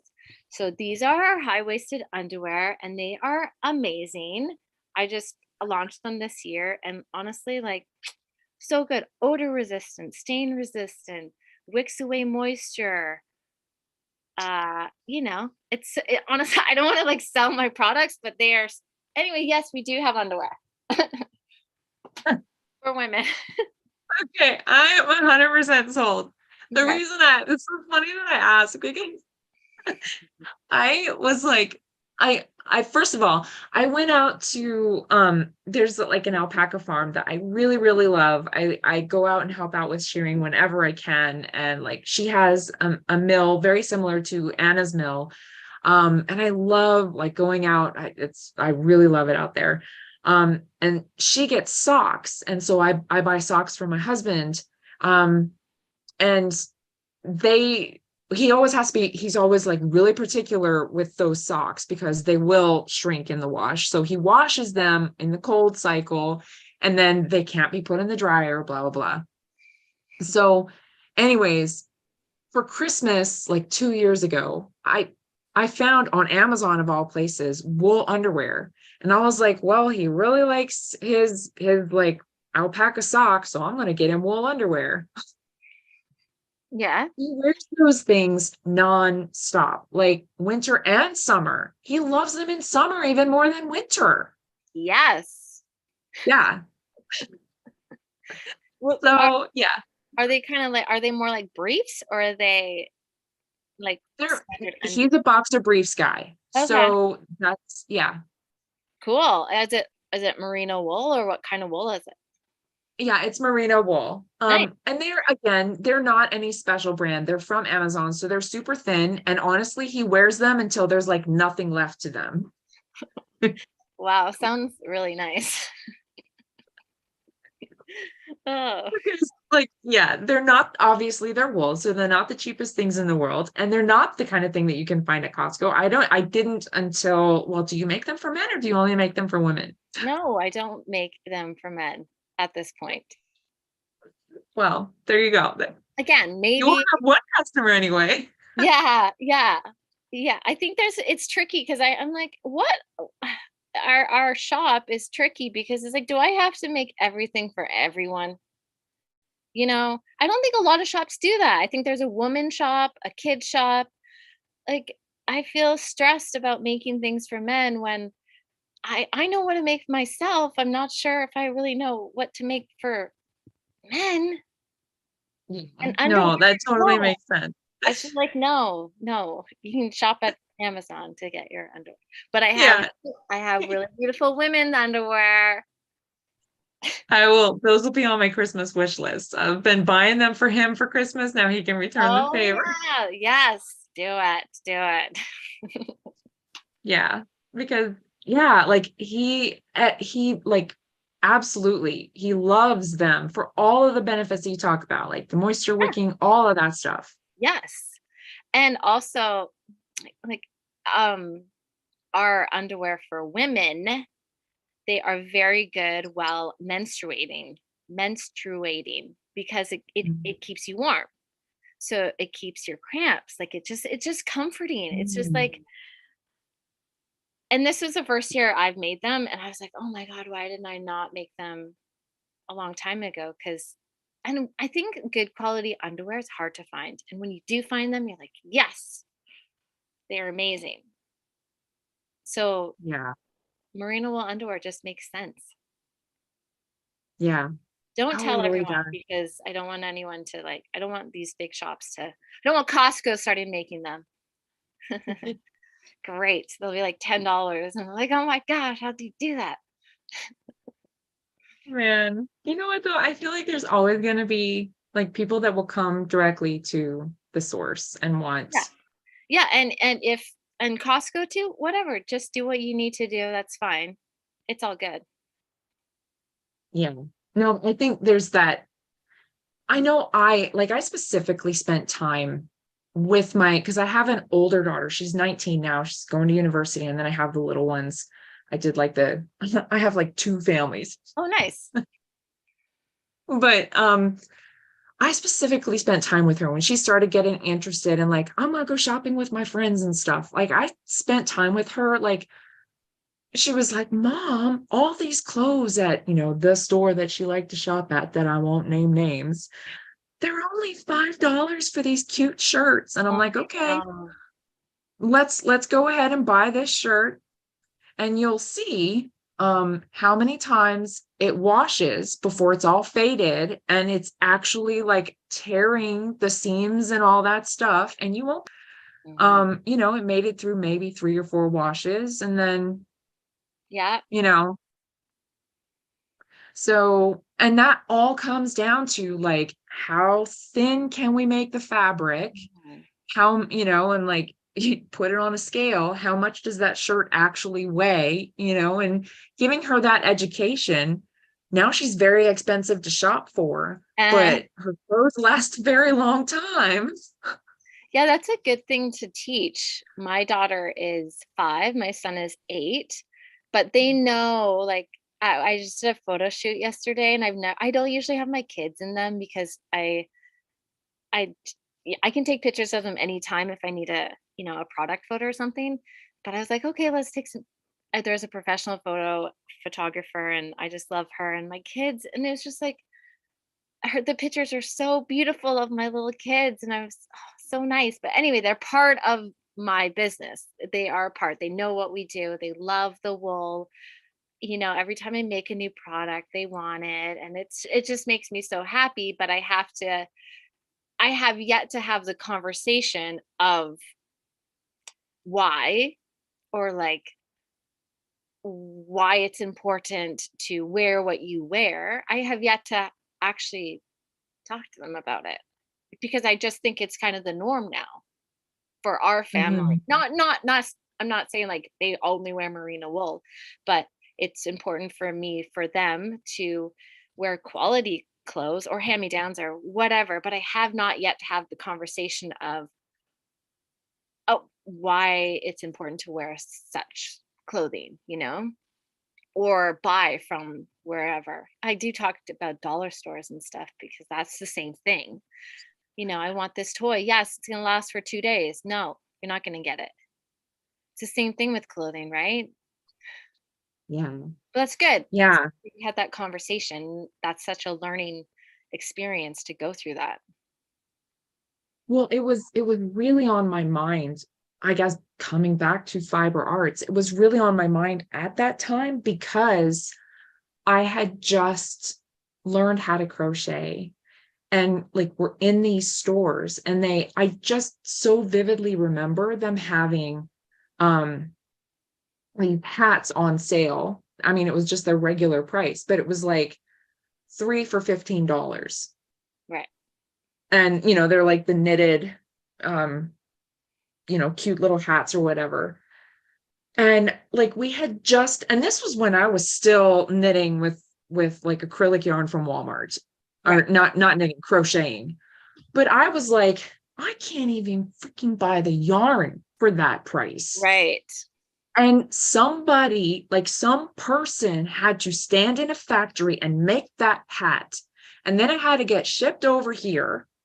And somebody had to take it out of a box, get paid to take it out of a box and put it on the rack. And they had to pay for all the lights in here and the people to stand behind the register and sell it to us. And they're Mhm. selling it for $5 a piece. That math doesn't add up. No, no. Someone is losing, and usually you know who's losing, and it's not okay. Yeah. So that was for me. I was like, okay, we need to learn a little bit more about this. And that was when and I think like the True Cost documentary was coming out right about that time too. So that was really what I was like, okay, I'm going to learn about this. And so I was like, okay, well, you're going to learn with me. That's all. Yeah, that's a so important to learn, especially at a younger age, because we've all been a teenager where it's so important to have the trendiest thing, and the trendiest thing is usually, a cheap thing that everyone wants to wear. Yeah, it's such an important conversation. Good for you. Now I need to go home and talk to my kids one day.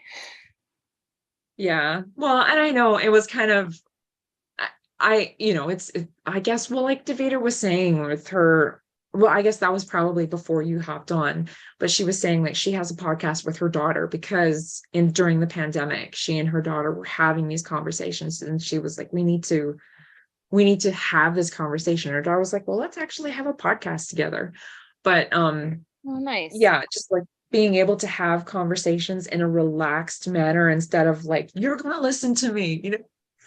Yeah. And that was, yeah, that was part for me, because I was like, oh my gosh, I have to do this right, instead of like, you're gonna listen to me, Yeah. I forbid you to buy these things. I was like, Yeah. okay, you can buy the shirt, we're gonna wash it a few times and see how it holds up. Yeah. Yeah. And she, you know, she got this graphic tee. I remember it was mint green and it had some graphic on it. And yeah, after the third time, she was like, Mom, it's ugly now. And I was like, well, Yeah. should I say I told you so? Yeah. Well, for $5 for a t-shirt, it's not gonna last. Yeah. Yeah. So that was where I was like, I know you worked really hard for the money you saved Yeah. up for that.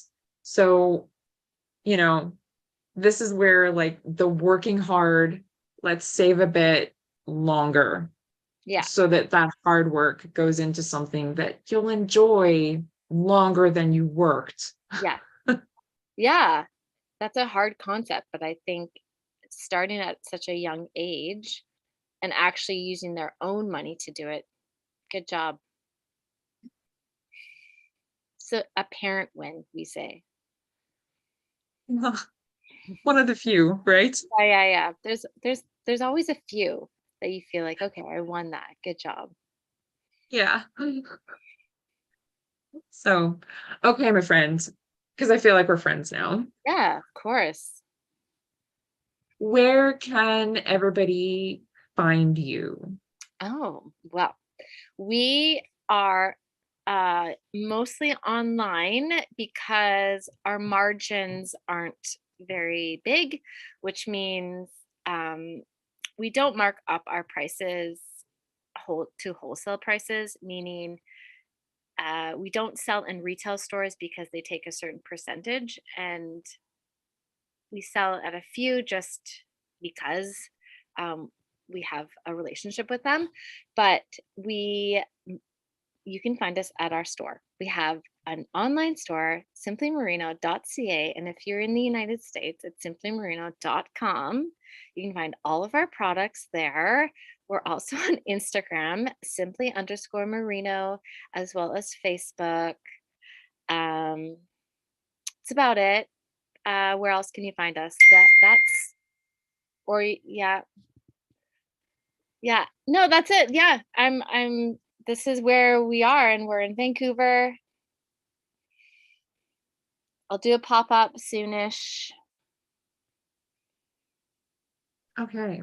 And pop up as in like, do you go to any like, when you like, do you do markups, like, are not markups, markets, like the farmers market or something? No, I don't. It's Okay. so much work. It's I know. crazy. It's I know.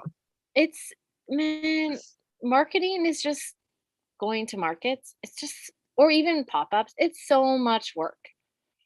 I know. And did it. No. Pop-ups meaning I pop up in a shop. Isn't it big in Edmonton that you do pop-ups? Yeah. Yep. Yeah, we do a pop-up. I bring whatever things that I think would sell, and we haven't done one this year, so I have to do one around somewhere in Vancouver at some point because we are an online shop, and I know you people want to try it on and feel it and so forth. So we are around. I don't know when I'm going to do it, but I'll do one in Vancouver. Okay. Awesome. Well, thank you so, so much. It was really, really good to talk to you. This was a lovely meandering conversation. Yeah, thank you for having me. It was really nice too. Really great meeting you, and Mhm.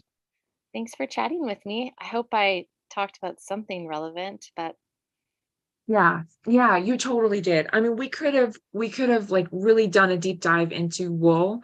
There was a point where when we were talking about superwash, there was a point where I was like, oh man, we should really dive into some of this stuff, even more about wool.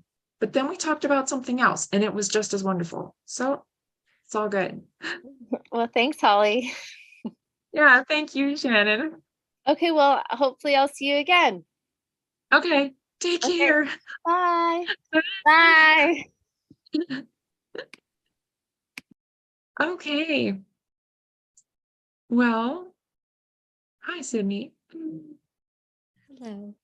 I think the links got set in the chat. If they didn't, people in the chat, let me know, because my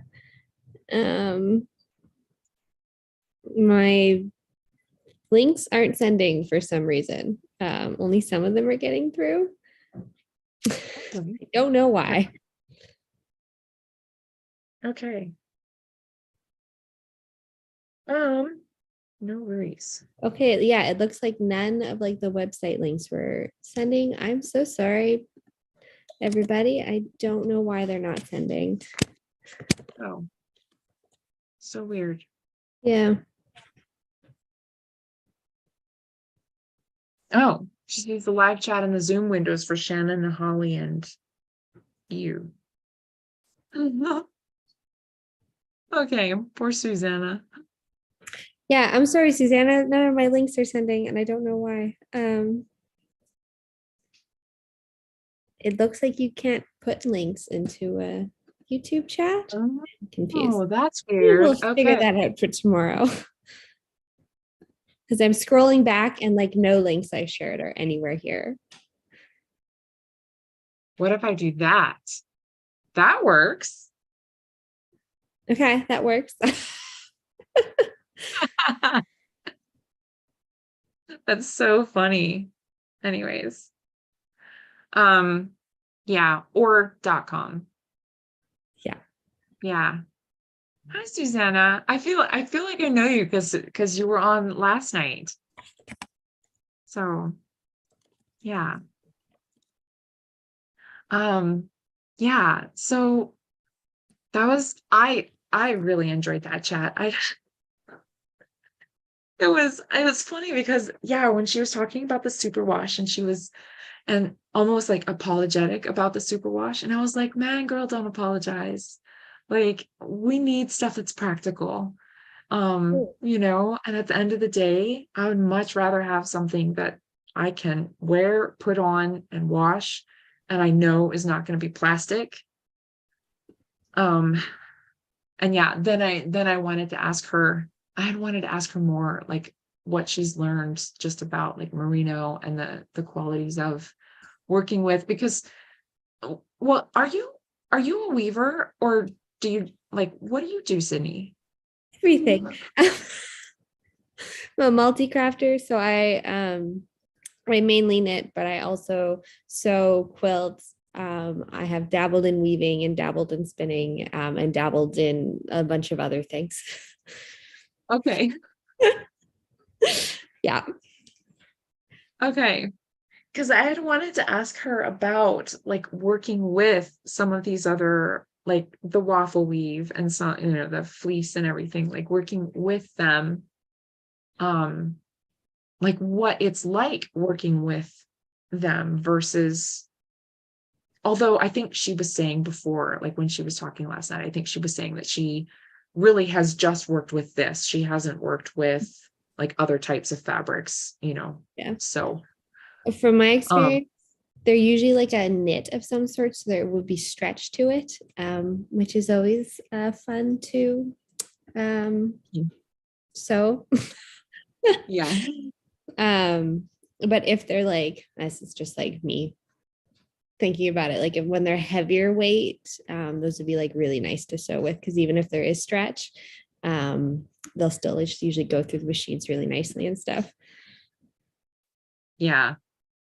I'm very curious. Something that we didn't touch on last night, but is sort of my challenge to anyone watching this. Last night, I wanted to talk about this tonight, and I forgot to bring it up. Last night, she was talking about how she has a ridiculous amount of waste that she's been holding on to. It's all wool, it's all merino. She works really hard to reduce the amount of waste that's produced. But but still she has a ridiculous amount of waste from her production that she's been holding on to because she doesn't want it to go to landfill, obviously. And she wants to put it to good use, but she's not sure how. So we've been talking to Anna from Long Way Homestead about potentially creating like a recycled fabric. Mm. But again, like the whole reason why she gets her merino from Australia is because like we don't have production facilities here in Canada to make the fabric that she needs in order to make the kinds of clothes that she makes. We just don't have the ability to create that kind of fabric. We don't have factories for it. We have factories to make the kind of clothes that she makes, but we don't have factories to make the kind of fabric to make those clothes. And I don't think we have the kind of factories to make the kind of fabric with the waste that she wants to, that she's envisioning. Yeah, waste and like to make new fabric out of waste fabric, even when it's all wool, is like a very time consuming, high production, like there's not a lot of places that do it in the world, I don't think. And it can be more process heavy, as I understand it, than necessarily making new product. And there can be more chemicals and stuff involved just because of the way it has to bleach everything back depending on how the color's been put in. So it can be like sometimes it's not worth it, but then you don't want to get rid of it. So it's like I learned quilting from like my best friend, and she runs a zero waste studio, and there's a lot of things you can do with scraps, but you have to get creative. I did see on the Simply Merino website that it looks like she sells boxes of like bits of waste fabric, so you can use it to, it'd be really cute to like put on cuffs if you're sewing your own clothing, or it looks like you can make quilts and stuff out of it. I noticed that and I loved that. That was so cool. I put a link in the chat, but apparently you can't put links, so we'll figure that out for tomorrow. Okay. Yeah, actually, if nothing else, send me the links send me back those links so that I'll add them to the website on her profile in the virtual festival page so that people can see those. Yeah. Because I was going to say I would love for like a challenge for like people, because we're so creative in this community, right? Like there has to be a way to use that waste creatively. Whether it is, like you say, like using the scraps for like quilting cool things or whatever, like there has to be a cool way to creatively use the waste some way. Mm-hmm. So my scraps live in a poof, a thing that will one day be a fleur poof. And it's kind of the dumping ground, but at one point I will have like a piece of usable like furniture kind of thing. So that's where all my scraps go. My friend makes like she makes Christmas ornaments with scraps and like fabric baskets that have been quilted with all like little tiny pieces. Like it's pretty cool. Like if what you can do with fabric scraps, kind of the world's your oyster there. It's just about having the idea and then like the time to put small pieces of fabric together to make a larger piece. Yeah. Okay. So y'all, like, send Shannon your ideas. We're ganging up on her after she's already left and gone to bed. That was something, because I know she said like that's an issue, that's a problem that she wants to deal with, because she has a lot of fabric waste that she's like, I need to go through this stuff, I need to do something with it. So I was like, we need to solve that problem for her.